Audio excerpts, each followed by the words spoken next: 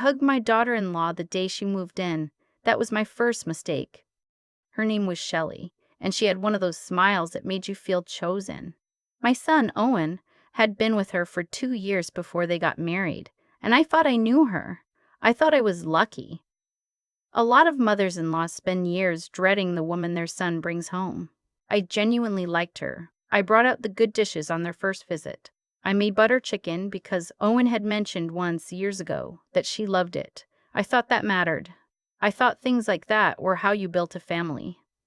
Owen was 34 when they asked if they could stay with me for a few months. He'd been laid off from his logistics job in Hamilton, and Shelley was working part-time at a dental clinic in Burlington. They'd been renting a 2-bedroom in Mississauga, but the landlord had sold the building, and they had 60 days to find somewhere new. My husband Donald had passed 3 years before that. The house was just me and the cat and 62 years of accumulated quiet. I said yes without hesitating. That was in April of 2019. I want you to remember that number because it matters later. I live in a red brick semi-detached on a corner lot in Hamilton. Donald and I bought it in 1987 for $87,000. It is registered in my name. Has been since Donald passed. He was very clear about that, even before he got sick. We had an estate lawyer in Stony Creek who drew everything up, and Donald said to me, sitting at the kitchen table with the papers in front of us, "This house stays yours, Barb, no matter what." I didn't think much of it at the time. I just thought that was Donald being careful the way he was about everything.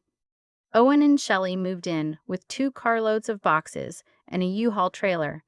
We set up the spare room and the basement den for their things. Shelley brought a diffuser that made the whole upstairs smell like eucalyptus, which I didn't mind at first. She was polite.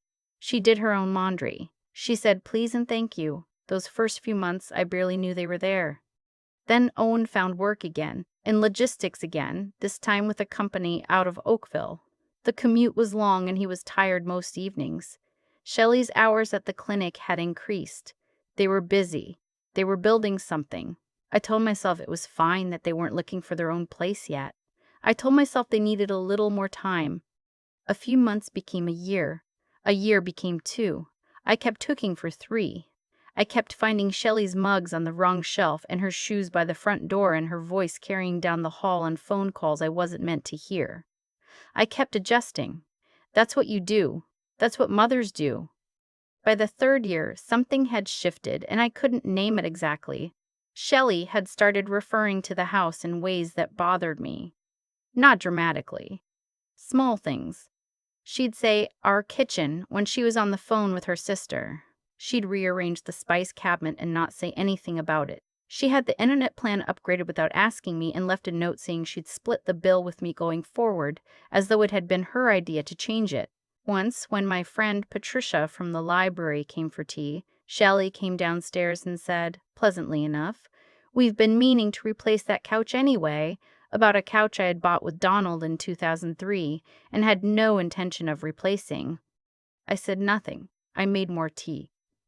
By year 4, I was eating breakfast at 6 in the morning to have the kitchen to myself.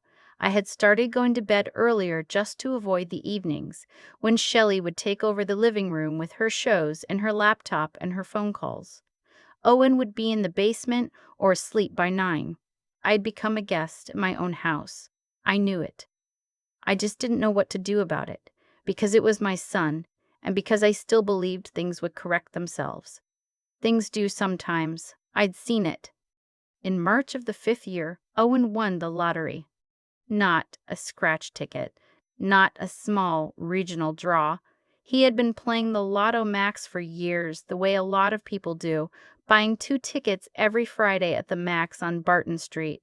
He'd never won more than $20. Then one Friday in March, he checked his tickets at the counter while he was waiting for his coffee, and the clerk looked at the machine and then looked at Owen and then looked at the machine again and said very quietly that Owen should call the Lottery Corporation.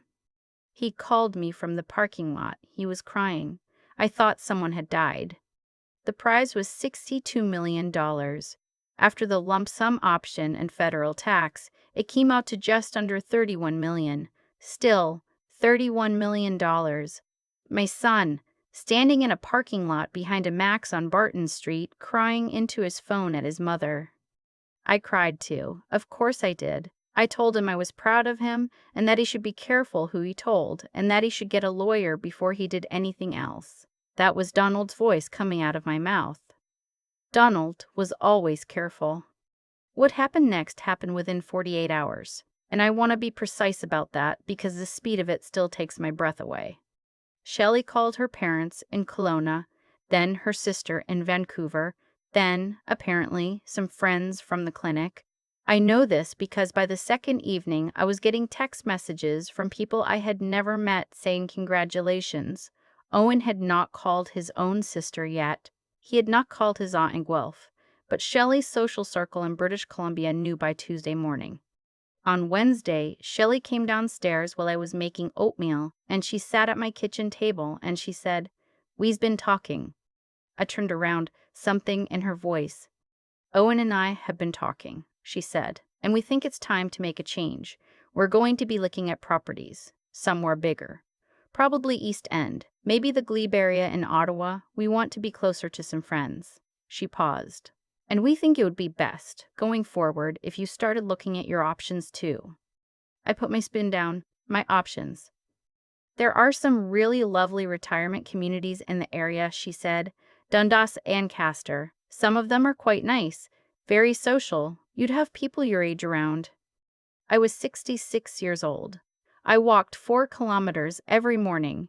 I had a book club, a library volunteer shift, and a standing Thursday lunch with 2 friends I'd known since my 30s.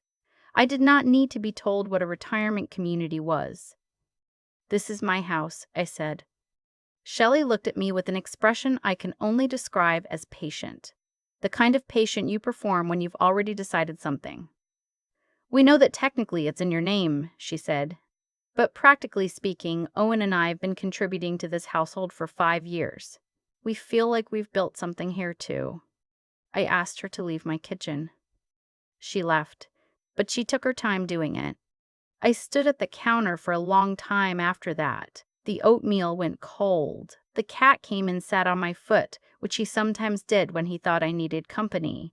I looked out the window at the yard where Donald had planted 2 apple trees in 1994, and I thought, very clearly I need help. Not from my son, not from anyone in this house. Outside help. I called my friend Janet, who had been a paralegal for 30 years before she retired. I did not tell her everything. I told her enough. She said, "Barbara, whose name is on the title." I said mine. She said, "Then we're going to make sure it stays that way. Call a real estate lawyer tomorrow morning and do not sign anything, do not agree to anything, and do not let them make you feel that any of this is a conversation you need to have." Janet had a way of making things very clear. The next 2 weeks were the strangest of my life, and that includes the months after Donald died. Owen barely spoke to me. I don't think he fully understood what Shelley had said in my kitchen that Wednesday morning, or if he did, he'd been persuaded that she'd said it reasonably. He'd bring home takeout and leave mine on the counter without saying anything. He smiled at me sometimes in the hallway, the way you smile at someone you feel guilty about but aren't ready to face yet. Shelley, in contrast, was almost aggressively friendly. She started asking about my plans. She sent me links to places in Dundas. She mentioned twice that a unit was opening up at a building near the escarpment that had lovely views and a common room with a piano. I did not respond to the links. I stored them, because Janet had told me to keep records of everything. What Shelley did not know, and what I had not told either of them, was that I had spoken to a lawyer. Her name was Maxine, and she worked out of an office on King Street East, and she was very calm and very thorough, and she told me, without any drama, that the situation was simple. The house was mine. It had been mine since 2016 when Donald's estate was settled. There was no ambiguity. There was no claim. If Owen and Shelley wanted to discuss it, they were welcome to hire their own lawyer, but she doubted they would enjoy that conversation. She also pointed out that Owen and Shelley had been living in my house for 5 years without a lease, without paying rent, and without any formal financial agreement. If anything, she said, they had benefited considerably from my generosity, and I was under no legal obligation to continue extending it. I went home that afternoon, and I made myself a cup of tea, and I sat in the living room, the one with the couch I'd bought with Donald, and I felt something I hadn't felt in a very long time. Not anger. Something quieter than anger. Clarity. On a Tuesday in mid-April, 3 weeks after the lottery announcement, Shelley came home from the clinic at 5:30 and found me in the kitchen again. This time I was the one sitting at the table. She had a bag from the grocery store in each hand. She looked at me and then she set the bags down on the counter and she said, "Have you been thinking more about what we discussed?" "I have," I said. "And I've had some conversations," I said, "with my lawyer." She stopped unpacking the bags. "I want you to understand something," I said. "This house is mine. It has been mine since Donald passed. There is no conversation to be had about that, and I would appreciate it if you stopped sending me links to retirement homes, because I don't intend to go to one." Her expression shifted. The patient look was gone. "Owen has $31 million, she said. "You don't need to be stubborn about a house." "It's not about needing it," I said. "It's my home. I've lived here for 37 years. "We can buy you something nicer," she said. "Something that's actually yours, not just a leftover from—" She stopped. I think she heard herself. I looked at her for a moment. I said, "I'd like you and Owen to be out by the end of May. That gives you 6 weeks. Given that you have $31 million, I imagine finding a place won't be a problem." She stared at me. "I'll have my lawyer send a formal letter this week," I said, "just so everything is in writing." I got up, rinsed my cup, and went upstairs.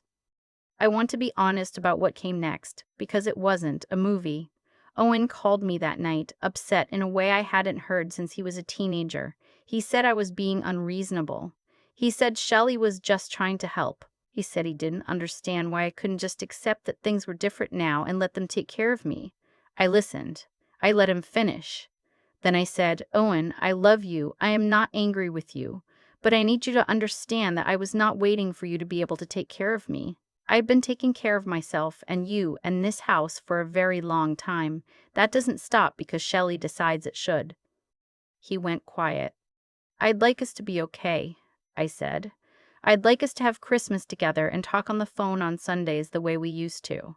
But I need you out of my house by the end of May, and I need Shelley to understand that this conversation is finished." He said he needed time to think. I said that was fine. Maxine sent the letter on Thursday.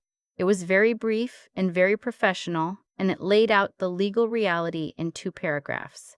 I don't know what Shelley said when she read it. Owen texted me the next day and said they would be out by May 25th. They were. 2 carloads and a U-Haul, the same as when they arrived. Shelley did not say goodbye to me. Owen hugged me in the front hallway and said, "I'm sorry, Mum," and I believed him. I think he was sorry. I think he had spent 5 years being slowly persuaded that the world worked a certain way, and it had taken something significant to interrupt that persuasion. I stood on the porch and watched them drive away.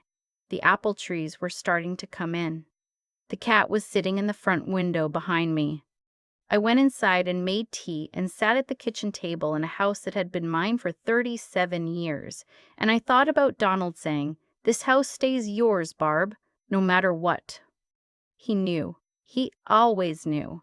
That was the thing about Donald. He was careful for a reason, and the reason was always me. Owen and I talk now. Not every Sunday yet, but some Sundays. He and Shelley bought a place in Ottawa, a newer build in the East End, and he seems settled. He doesn't talk about that spring much, and neither do I. There are things between parents and children that have to be left in a room and the door closed softly behind them. I've learned that. You don't always get to have the full conversation. Sometimes you just get the relationship repaired and quieter, and you're grateful for it. My book club came back to the house in June, the first time I'd hosted in almost 2 years. Janet brought shortbread. My friend Connie, who knew everything that had happened, looked around the living room and said, "Still got the couch?"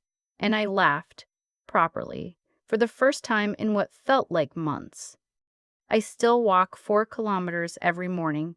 I still volunteer at the library on Thursdays. The eucalyptus diffuser is gone, and the spice cabinet is back in the order I keep it. Alphabetical, except for the ones I use most, which stay at the front. Small things. They matter more than people think. This is my house. Donald bought it with me. I will leave it when I'm ready, and not a day before. I've thought a lot about that Wednesday morning in my kitchen. About the way Shelley sat down at my table. My table, the one Donald and I carried in from a garage sale in Freelton in 1991, and told me, in that pleasant, rehearsed voice, that I should start looking at my options. I've thought about how close I came to just nodding and going quiet the way I'd been going quiet for 2 years by then. What stopped me wasn't anger. It was something more like recognition. I'd spent 5 years slowly shrinking myself to fit around people who were expanding to fill every room I gave them, and at some point you look around and you realize the space you've disappeared into used to be your whole life. I think about what made the difference in the end, and honestly, it comes down to 3 things that I don't think I could have named clearly while I was living through them, but that I can see plainly now. The first is knowing right from wrong and acting on it, even when it's uncomfortable. Not in a self-righteous way. I don't mean I was perfectly behaved through all of it. I said things to Owen on the phone that night that I wish I'd said more gently. But I knew, when Shelley sat across from me and used the word technically about my own home, that what was happening was wrong. And I didn't talk myself out of that knowing. I'd done that before in smaller ways for 2 years. The day I stopped doing it was the day things started to change. The second is keeping your wits about you. Calling Janet, calling Maxine, not signing anything. Writing things down, keeping the links Shelley sent me in a folder. None of that felt strategic at the time. It felt like just trying to get through the week. But having clear information and people around you who think clearly is what turns a feeling of helplessness into actual ground to stand on. Owen had $31 million, and I had a deed and a paralegal friend and a lawyer on King Street East. In the end, the deed mattered more than the money. The third is just not giving up, staying. Getting up at 6 in the morning to have my kitchen to myself. Walking my 4 kilometers even on the days I didn't feel like it. Hosting book club again in June, even though I was embarrassed that I'd let things get as far as they had. Answering Owen's calls, on the Sundays he calls, and not making him pay forever for a spring I'd rather forget. Shelley thought that once Owen had money, the old arrangements didn't matter anymore. That's not how it works. The arrangements that hold a life together, the names on the paperwork, the friendships you've kept for 30 years, the house you painted 3 times and know every creak, of those don't dissolve because someone wins a lottery. They hold precisely because they were built before the money arrived. Donald knew that. He put my name on the deed in 1987 and never second-guessed it. I try to carry that same steadiness now in smaller ways every day. The apple trees are coming in again this spring. The cat is asleep on the couch we bought in 2003. The spice cabinet is alphabetical, except for the ones I use most. That's enough. That has always been enough.